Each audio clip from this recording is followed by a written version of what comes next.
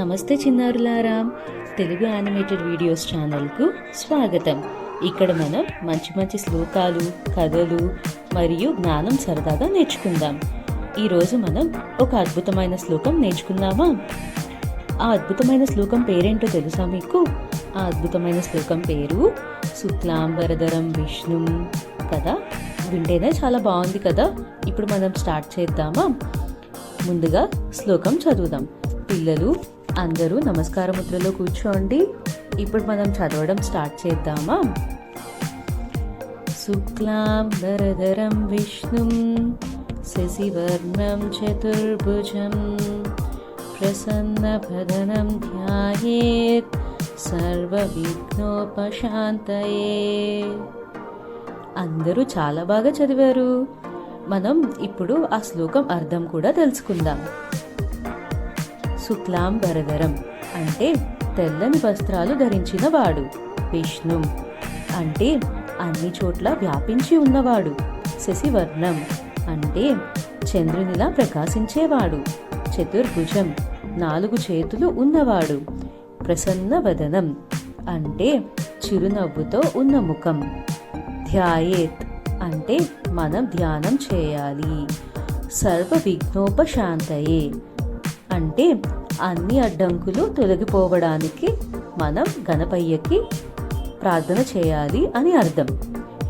ఇప్పుడు మనం మొత్తం పూర్తి అర్థం తెలుసుకుందామా? తెల్లని వస్త్రాలు ధరించి చంద్రునిలా ప్రకాశిస్తూ 4 చేతులతో ఎప్పుడూ నవ్వుతూ ఉండే గణపయ్యను మనం ధ్యానం చేద్దాము. ఇలా ప్రార్థిస్తే మన జీవితంలో ఉన్న అన్ని అడ్డంకులు తొలగిపోతాయి. ఈ శ్లోకం మనం ఎవరికి చెబుతామో తెలుసా? మనకందరికీ ఇష్టమైన బుజ్జి గణపయ్యకి.